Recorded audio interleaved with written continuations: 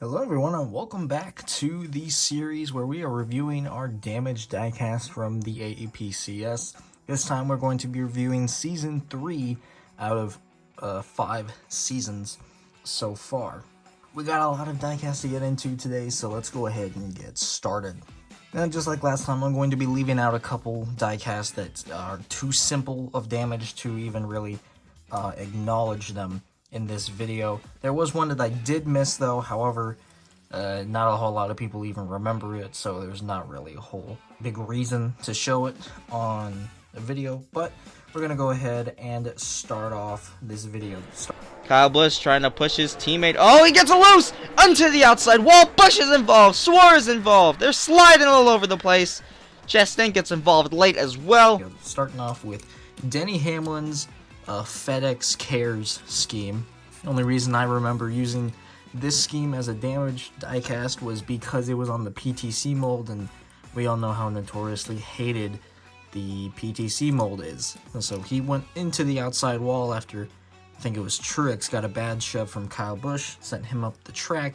He hit the outside wall hard, big damage on the 11. And from what I remember, Ross Chastain was in that crash as well, but he barely even got hit at the end, yet he's still DNF. So if I were to go back, that would be something I would change about that crash. But very simple damage, and let's move on to the next diecast.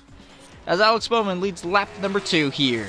Oh, Kyle Busch spins around off the bumper of the 8 car.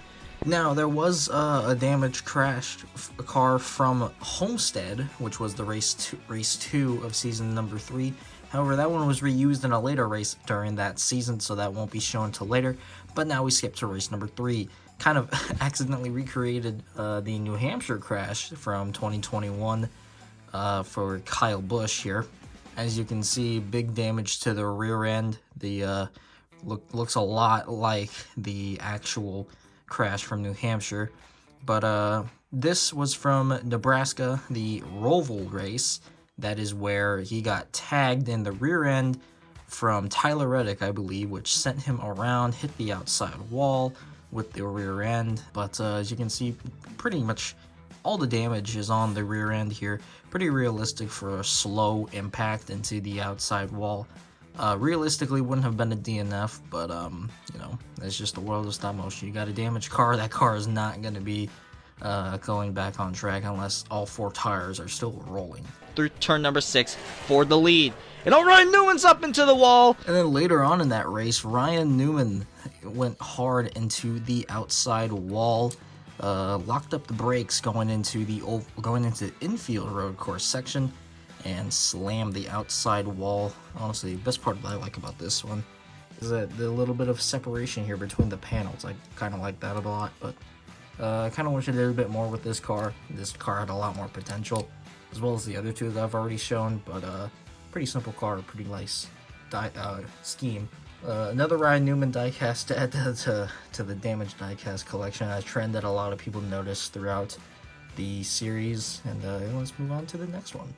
Kyle Larson getting the nose out ahead. Big one up there. Oh no, there goes Keselowski. Big hit for the tool car. Staying on track with Nebraska. I believe this is from the Nebraska Oval race. And forgive me, but I accidentally did the Roval crashes first before the Oval crashes, because the Oval race was the one from race number 3, and the Roval was race 4, I believe. Now, this car was also reused multiple times, I believe.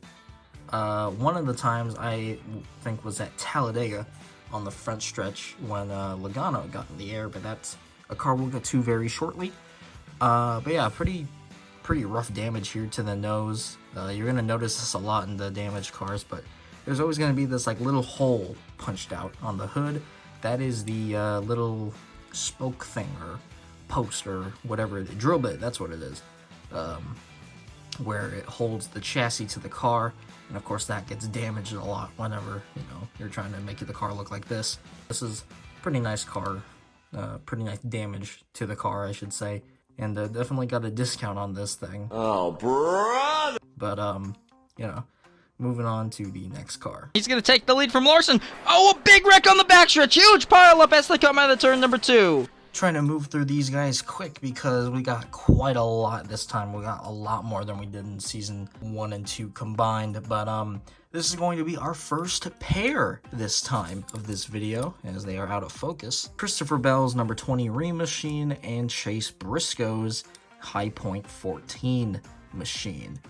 So we're going to start off here with Christopher Bell. This is where he kind of did an Eric Jones kind of crash from Kansas, where he got loose, overcorrected, slammed the wall really hard, enough to where he got up on his side almost, and then that triggered the crash behind him, which is where Briscoe, I believe, ran into the back end of someone. Maybe it was Christopher Bell he hit, but this car was reused a couple times as well as this one throughout the season. This is honestly one of my favorite damage diecasts that I've done, from the Gen 6 era at least. But the cool thing about this car is that all of the tires still roll to some extent. If I can maybe adjust this just a little bit. But yeah, all of the tires still roll to some extent, so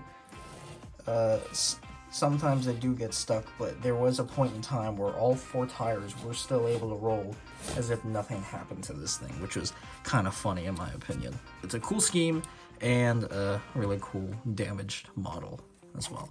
This one, of course, pretty cool as well.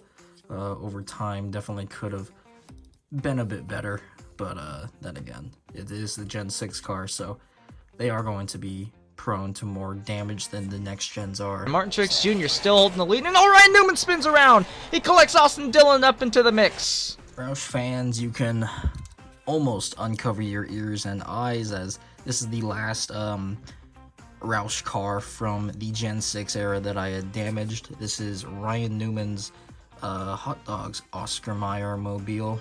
This was used 2 times, I think, in season 3.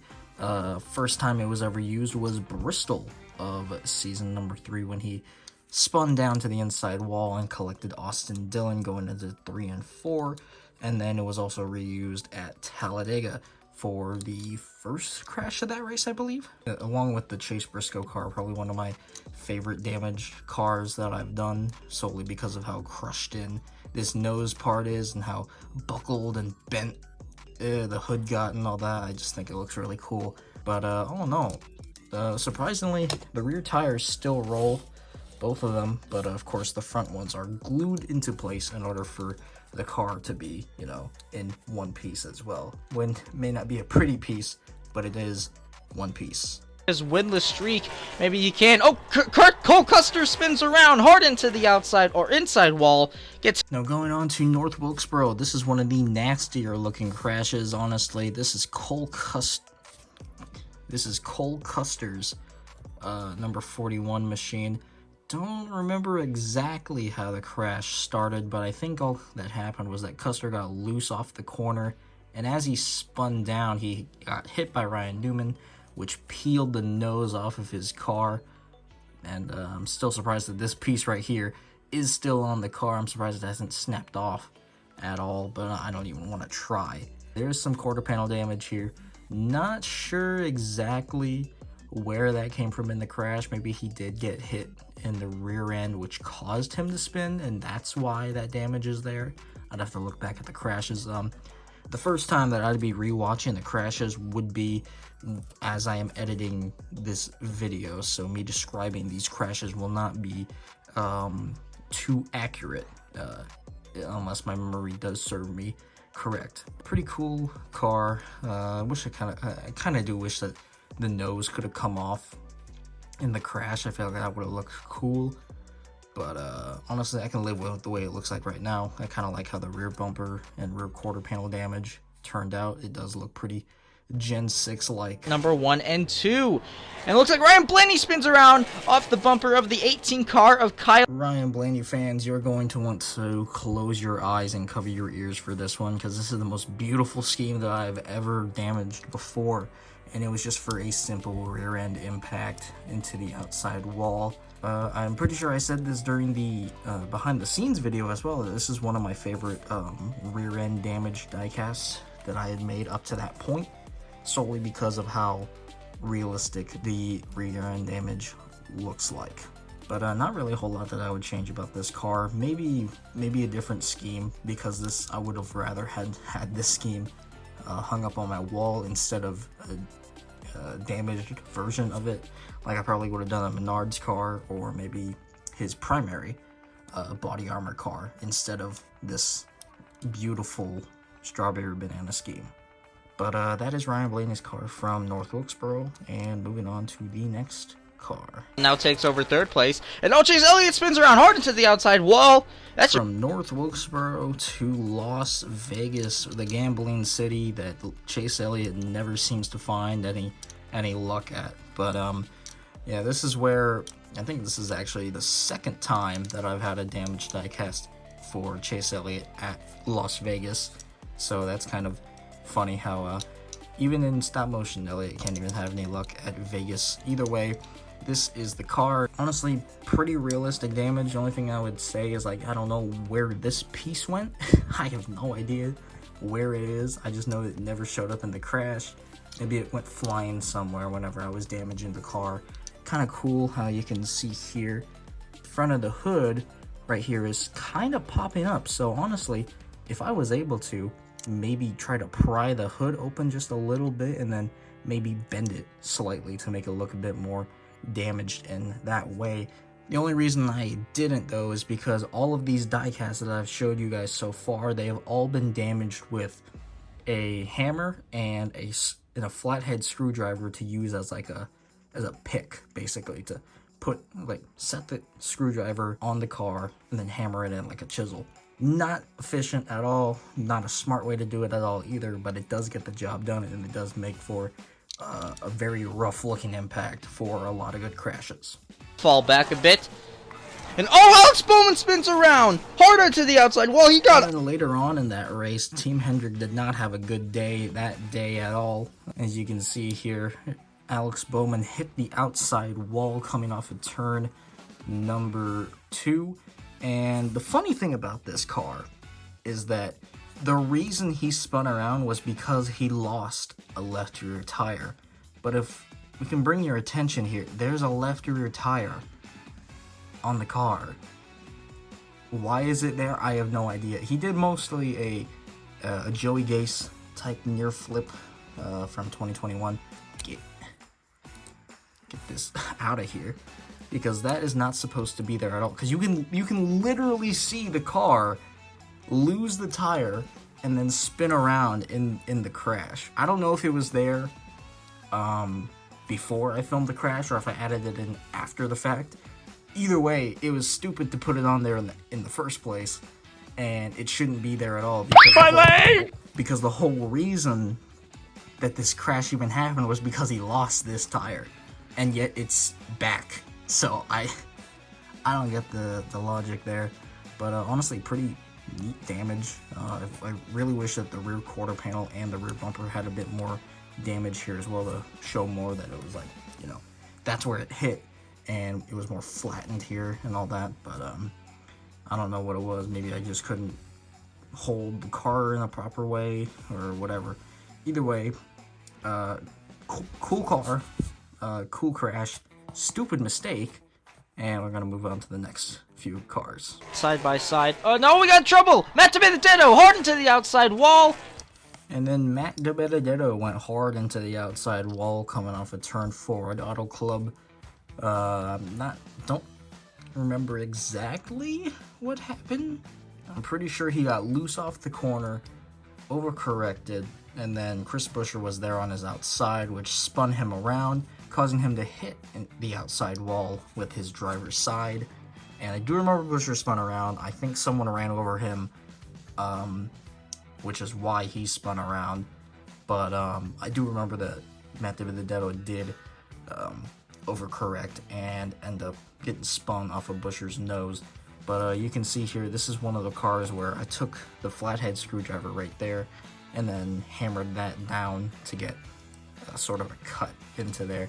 And then after that, hammered down this part of the car to crunch it in, give it that effect. And it also kind of helped over here on the hood because it's able to, you can see that it kind of popped up a bit, which is kind of cool. I kind of like that effect But of course you can see all the scratch marks and all that from him hitting the wall and sliding.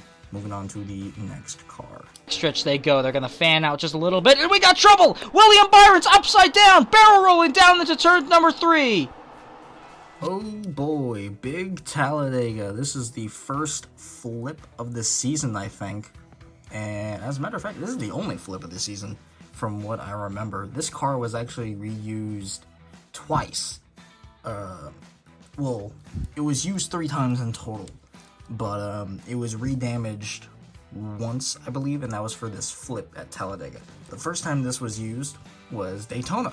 After I reused it for Auto Club, I kind of damaged it just a little bit more to give that, like, you know, pancake feel on the rear end. And then, of course, Talladega, where the hood is slightly caved in there. And then, of course, more damage to the rear end like that. But honestly, you could peel this back and all that. But that's pretty dangerous, so I'm not going to do that anymore. Pretty rough tumble for William Byron. This isn't the only time that we'll be seeing a flipped Byron damaged car, so that'll be fun to get to pretty soon. Car reused 3 different times, 3 slightly different damage models, and then one of them was a flip. And then in that same crash, we have our second pair of the season. Chase Elliott and Kyle Busch both did a little funny crash here. So for context here, Kyle Busch spun around, Elliott is coming in, and he hits Kyle Busch right there in the left rear. That propels him forward, which is where this damage comes from. I know, next gen sort of crash in a Gen 6 car didn't really make a whole lot of sense, but you know, this crash was made right after Chastain's whole ordeal at Texas, so that is why this crash really came to fruition. See, the entire left side, left quarter panel area is completely gone. One thing I would change about this is I would probably peel the rear bumper back just a little bit, kind of like curl it, so that it looks like it was like sheared off or whatever. If you look at it from this angle, this is a really clean, fresh out the box car, and then you turn around and where's the rest of you? Same thing can be said for the Chase Elliott car right here. You like, you know, pretty clean car. You know, this tire's kind of stuck, but you can see why. But we're gonna move on to the final crash from Talladega.